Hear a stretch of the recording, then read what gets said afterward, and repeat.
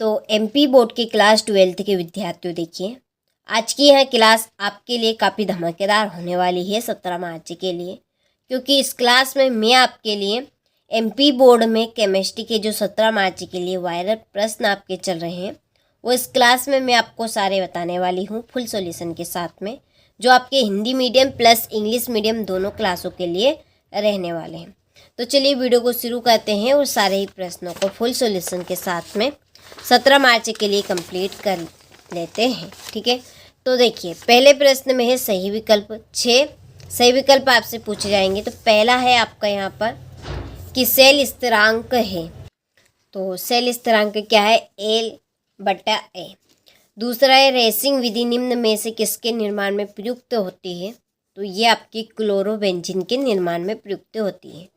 तीसरा है आपका कि अर्हीनियम समीकरण है। ठीक है, अर्हीनियम समीकरण है आपका K = AE - सिग्मल EA/RT।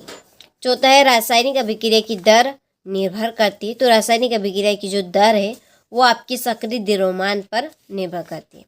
पांचवा है यहाँ पर एक अभिक्रिया दी है, इसमें आयरन की ऑक्सीकरण संख्या होगी। तो आयरन कौन है इसमें? Fe जो है आपका एक आयरन है, इसकी ऑक्सीकरण संख्या बतानी है। तो इसकी आप ऑक्सीकरण संख्या बनेगी +2।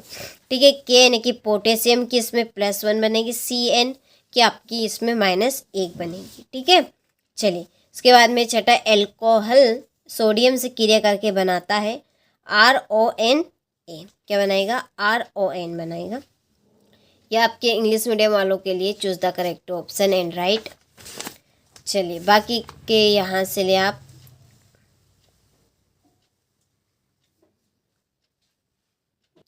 चलिए तो इसके बाद में क्वेश्चन नंबर 2, रिक्त स्थानों की पूर्ति कीजिए। पहला है क्लोरोफार्म को खुला छोड़ने पर बनने वाला हानिकारक उत्पादक का सूत्र खालिस्तान है, COCl2।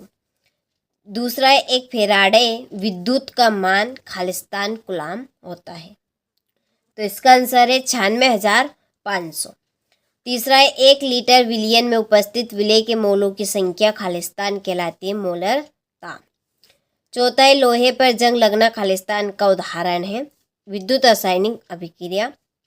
पांचवा है अभिक्रिया की दर अभिकारक के सांद्रण के खालिस्तान होती है, सभी को उत्तर समानुपाती या अनुक्रमानुपाती। छठा है कार्बन एमीन परीक्षण केवल खालिस्तान एमीन देते। तो कैसे एमीन देते हैं? प्राथमिक। ठीक है, तो यहाँ से आप स्क्रीनशॉट ले लीजिए, आपके रिक्त स्थान हो चुके हैं, पहले से ही फिल कर दिए ताकि आप सभी का ज़्यादा समय बर्बाद ना हो। चलिए इसके बाद में ये आपके इंग्लिश मीडियम वालों के लिए, यहाँ से आप स्क्रीनशॉट लें और कंप्लीट करें। चलिए क्वेश्चन नंबर 3 में सही जोड़ी बनाइए। पहली जोड़ी है एस्पिरिन। ठीक है, तो इसकी जोड़ी है एसिटैक्सी बेंजोइक अम्ल। ठीक है, एस्पिरिट ऑफ वाइन की जोड़ी है आपकी एथिल एल्कोहल। ROH ईथर है, एडेनोन की है कीटोन, और ये आपकी 5वीं की जोड़ी रहेगी। ठीक है, यहाँ पे वैसे नंबर डाल दी हैं तो आप कंप्लीट कर लीजिएगा। इसके बाद में ये आपके इंग्लिश मीडियम वालों के लिए। चलिए क्वेश्चन नंबर 4 में है, एक वाक्य में उत्तर दीजिए। पहला है कि तृतीयक एमीन का एसिटिलीकरण नहीं होता, क्यों? क्योंकि सक्रिय H2 नहीं होता इसमें। दूसरा है बेंजीन डाइएजोनियम क्लोराइड का सूत्र लिखिए, C6H5N2Cl। अर्हीनियम समीकरण लिखिए, तो ये आपका अर्हीनियम समीकरण रहेगा। एंटी फ्रीज यौगिक का एक उदाहरण दीजिए, एथिलीन।